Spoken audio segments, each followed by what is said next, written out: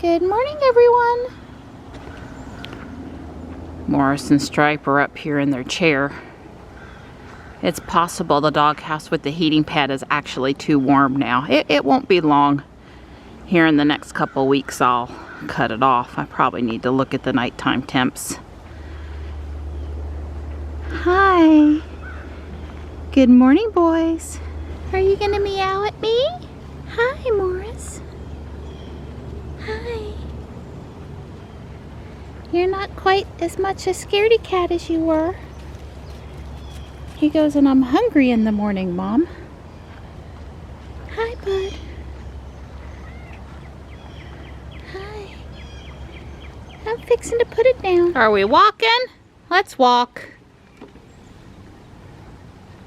It's Thursday. I gotta get ready for robotics. Yeah, that's right. Yeah, I'm not ready.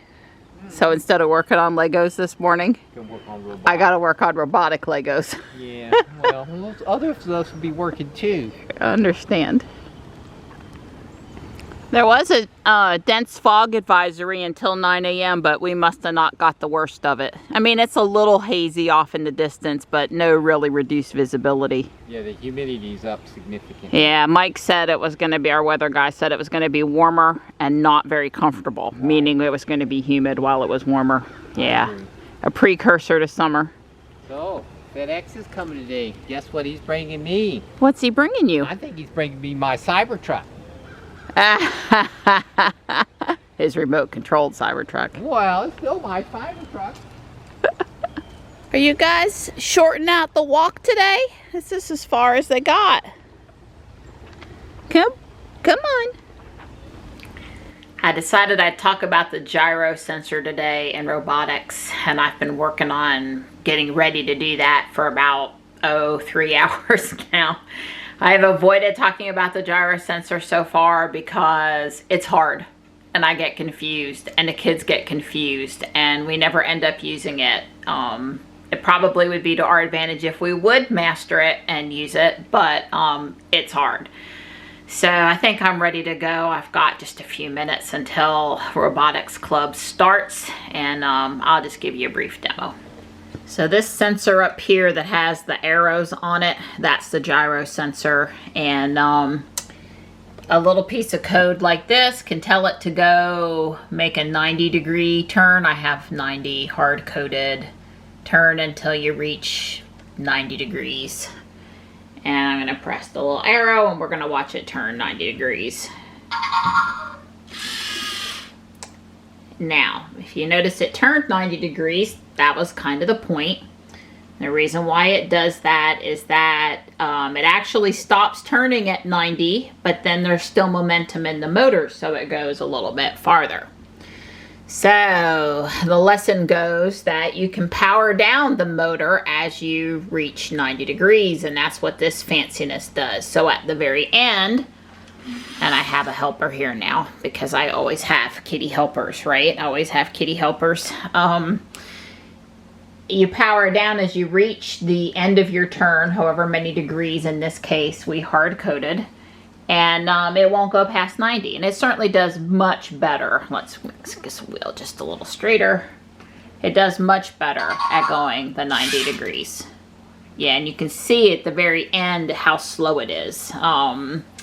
So that's kind of cool. But of course, one of the things we want to use it for is going down the table and staying straight. And we've done line following this year.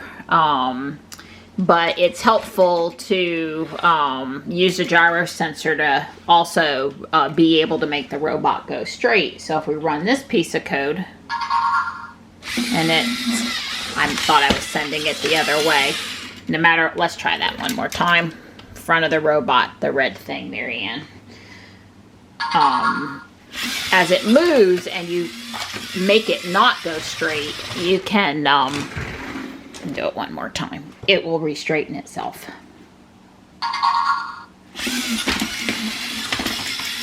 And you can see it doing that. I have it set to go 5 rotations and then end. So that's good. And, you know, all of this is pretty good. But, you know, in a big thing of code, it would really be great if you could pass in the degrees that you want it to turn. And then it would just magically make that turn. So if I tell it here, I've passed it a value of 90. And I tell it to make that turn. And I tell it to make that turn. It does the 90. But I can come in here and I can change it to minus 45. And this is just done, you know, with a bunch of variables. It's going to now turn 45 degrees instead. And I can do, it's now the code is sophisticated enough that I can do positives and negatives and it'll all handle it and it'll work right. So that's what we're going to talk about today. But when they see stuff like this, that's, you know, pretty complicated, thus comments to keep us all straight. Robotics went well and Johnny was outside to feed everybody, and I see Tux basically collapsed here on the back step. It's kind of cute. Just out in Fuquay for a few minutes to play Pogo. Feels good to get out after being on the computer for so much of the day. As far as I know, I'm meeting Michelle for shopping tomorrow. Can't wait.